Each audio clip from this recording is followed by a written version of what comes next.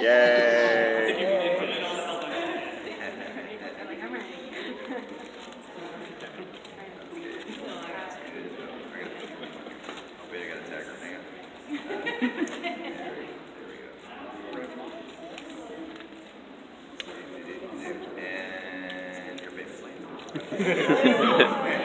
Woo! Yes, we're all reaching out to Nami. Hi, everybody. Hi! Can you hear us? I don't know if you see. Is there a specific Alaskan greeting? That's something we just got back from Hawaii, and it's always aloha. You know, is there anything? Hi! Same for New Jersey and California. We aren't the savages you think we are. Not all of them in California, so every region has their own specific thing. You never know. Yeah, no, you're Pretend to fine. be polite. We try. Not very good at it. You guys hear us? We can't up here. We can hear you. But No. Don't know about the I don't back. think the mics are right. Those mics are right. Thank you. Okay. So for those of you who don't know us, we're Steve and Mary. We're from Los Angeles. We're voice actors. She's also a voice director and singer. Tell them what you do, honey. What do I do? Well, you guys are mostly here for anime, right? Or gamers? Everything. In the anime world, hi guys, come on in. You didn't miss anything. We said nothing about you. We'll continue to do so for the next hour.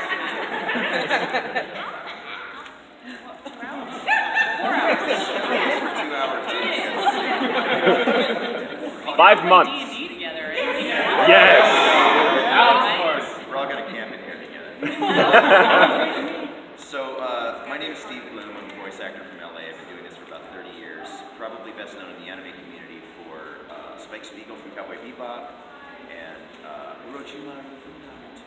And yeah. Is there any way to get the mics working? That's okay, we're working. Yeah, okay. Sorry. We'll talk very loudly until that. We're running right out of gas about halfway through. So I've worked in anime for many, many years and then made the transition over to video games. And in the game world, I've been working on most of the Star Wars games. I'm Tank Dempsey from Call of Duty, Grunt from Mass Effect, Ogren from Dragon Age, a ton of different things. Tom from Toonami for the last many, many years. Yeah, so thank you for bringing it back. And then most recently in visual animation, Starscream from Transformers Prime, Wolverine from Wolverine the X-Men, and Attila from Tangled, and Zebradius from Star Wars Rebels, among many, many other things. Mary Elizabeth Mcglynn? I've been doing this for such a long time. I started as a non-camera actor and was rescued by everybody from Scott Bakula to Chuck Norris to Angela Lansbury and Lucy Lawless, and then ended up doing voiceover and started directing. Cowboy Bebop was the first thing I ever directed, and that's where we met. It was Steve's first leading role, so that's where this great life-changing relationship. Sorry, I'm just going to say it. Steve and I got engaged last week.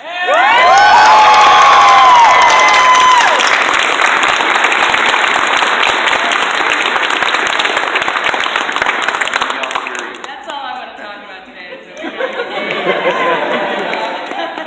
But I did Motoko from Ghost in the Shell, and I was in Wolfstrain. I directed Wolfstrain, which was such a great thing. I directed Digimon for a long time, and was the voice of Digivolution, and then Naruto came along, and I directed Naruto for 10 years, and I ended up voicing so many characters on that because we would have a delivery date, and it was like, we need to keep his mom. I was like, okay, I'll get the booth. So I ended up doing more roles than I should have on Naruto because of that, and I spilled my water. And now I'm doing original animation. I'm directing Tangled, the series, for Disney, and Dorothy and the Wizard of Oz for Warner Brothers, and all these new shows that we can't talk about. But I'm also Governor Price on Star Wars Rebels, Long Live the Empire. Right? Rebel scum will time. I know Rebel scum.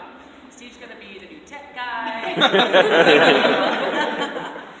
And we're just so happy to be here. We just did a con in Hawaii, and I don't think there could be a more juxtapositionally beautiful place than to be here. I flew in at about 1 a.m. this morning and watched the moon just cast this beautiful glow over this whole land, and it was just exquisite. Yeah, And well, we don't know. we're just so happy, so happy to be here. I've never been to Alaska, so what do we need to do? What's the one thing we need to do? Well, You need to wrestle a bear.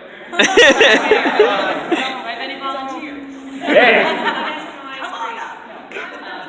Steve saw a bear yesterday, and it was right in front of an old tree, and a bald eagle landed on the tree. And Steve's kind of this weird animal whisperer. Wherever we go, like we're sitting on the beach, and all the sea turtles come in. We're at a manta dive, and the manta sort of like hits me out of the way and just goes right up to Steve. So yesterday he was howling with a wolf. He did something. Magic. Did something. Hello. Yep. The faders. Probably the one mic on the end is working. What spells does he know? Yes. Oh, I also play Zara.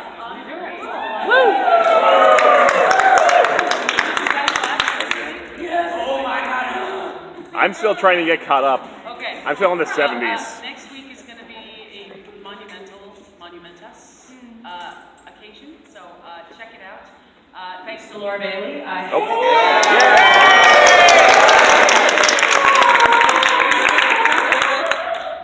This one isn't working.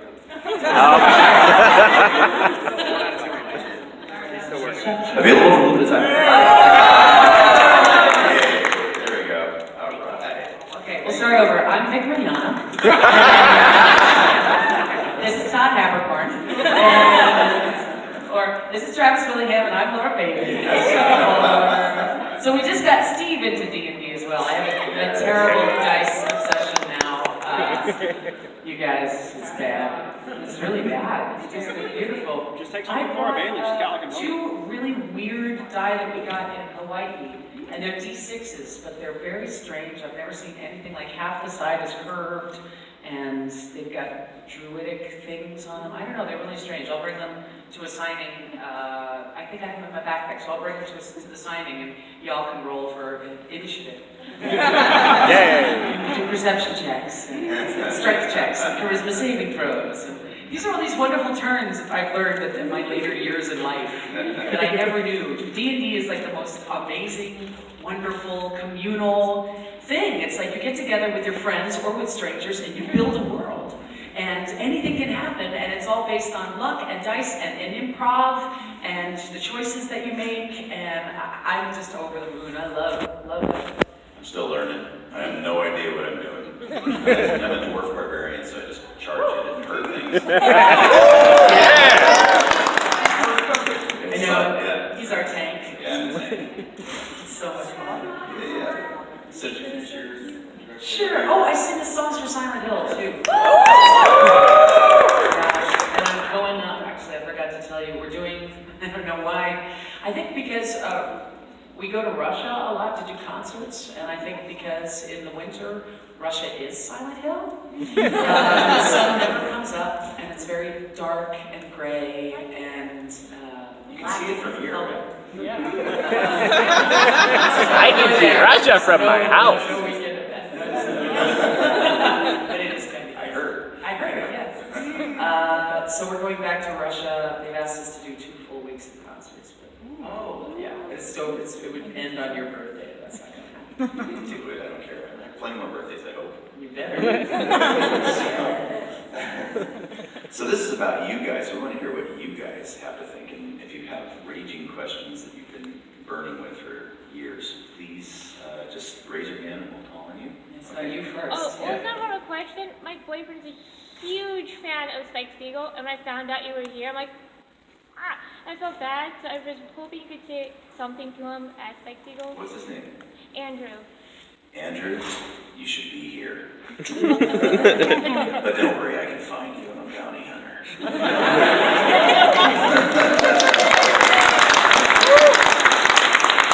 See you, space cowboy.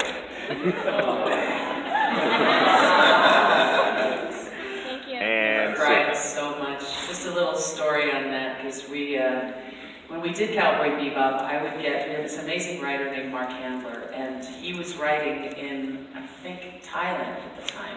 So he was on a beach transposing from Japanese, or transposing the translation into the script version. And so we would do 3 episodes a month.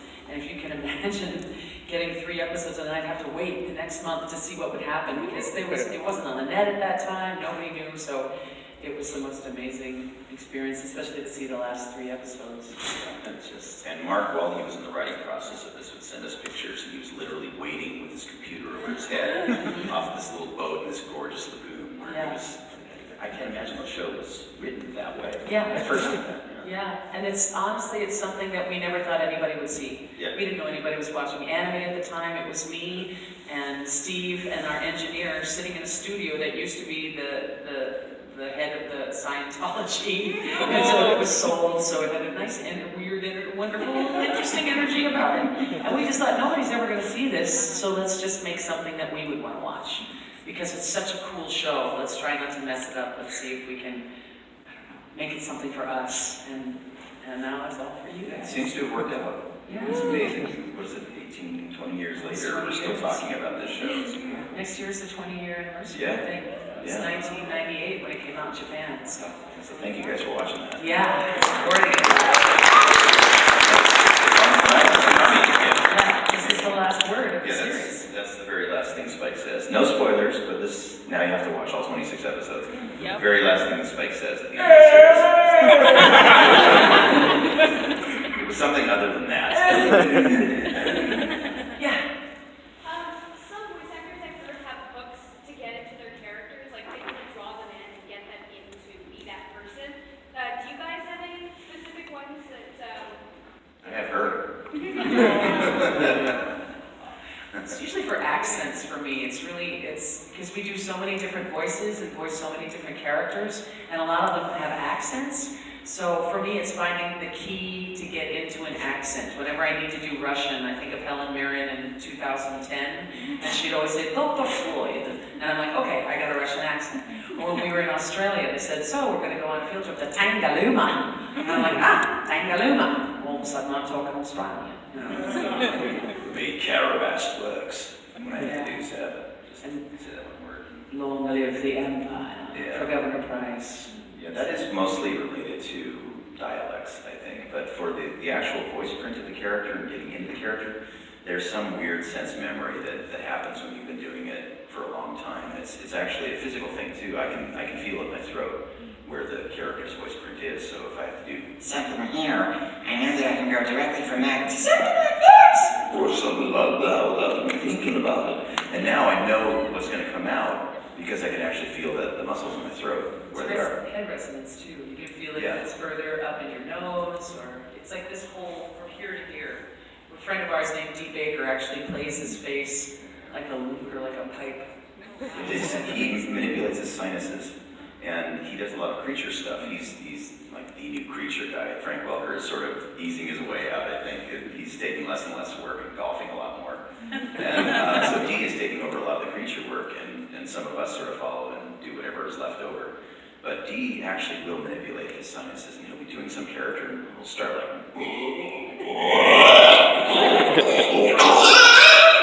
But he'll actually push different places in his sinus cavity, and it will affect the different tones.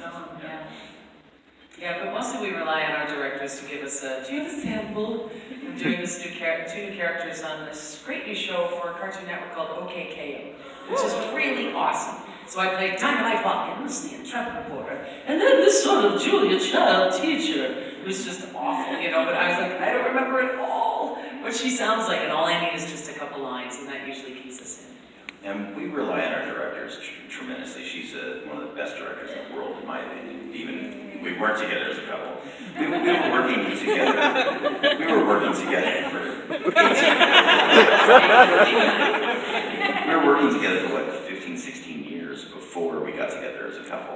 Yeah. And one of the things that I loved about her directing style is that she would give me just enough context so that I would understand what I'm about to say. As many times we go in and it's a cold read, they literally put a script in front of us and they say, okay, go. You're 35 to 50 years old. You're 7'8", and you've got a speech impediment, go. And she will direct me in. She'll give me the whole background story for the character in a nutshell in 2 minutes, just enough so that I can deliver that character and understand who that character is. But a good director will do that for you too. You don't have to worry that if you're a new voice actor going in, if you've got a decent director in the room, they're going to give you all the context you need and the references if you've done a character before and don't remember. Yeah, but that's not always the case. So you always have to be prepared. If there's a book called An Actor Prepares, and you need to. You need to have all of these tools in your belt. So for some reason you've got, well, we don't have a producer, but we just have a producer today giving you a line, you know, so you've got to be ready as an actor to bring something to the table, at least make a choice, you know, that they can then say yes or no or direct you in a different way. Yes. You had it for a long time. This one's for Steve. Can you do the Digivolution sequence from Falcomon to Ravemon? Oh, I don't remember it. I've actually never seen the show. Do you remember what it sounds like? Yeah, it's Falcomon Digivolve to Peckmon, Peckmon Digivolve to Chromon, and Chromon Digivolve to Ravemon. Ravemon or no? Is it all the same Ravemon. voice? Huh? Is it all the same voice? Yeah. So Falcomon was something like this, right? Yes. Yes. Okay, so Falcomon. I gotta write that. See, now you're my director. This is what happens. This is exactly what happens. Write a 20-page essay. Falcomon Digivolve to Peckmon. Pac-Mon. Okay. And then Peckmon Digivolve to Chromon. Chromon. And then Chromon Digivolve to Ravemon. That makes no sense. These are different animals. Okay, but he maintains the same voice throughout. Pretty much. Does he caw like a crow when he goes to Chromon? No, his voice just gets a little bit deeper. Oh, deeper, okay. Falcomon Digivolve to Peckmon. Peckmon Digivolve to Chromon. Chromon Digivolve to Ravenmon.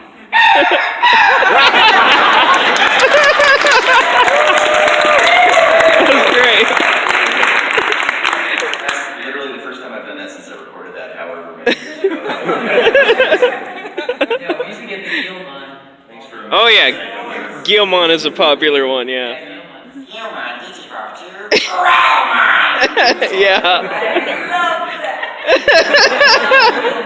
Not ranting like a mine. Steve, how did you first get into voicing Wolverine? Wolverine's an interesting one for me. I grew up in a comic book store. My grandfather owned a big, beautiful bookstore in Hollywood. My uncle ran the comic book store. So as a young boy, my first job was sorting comics.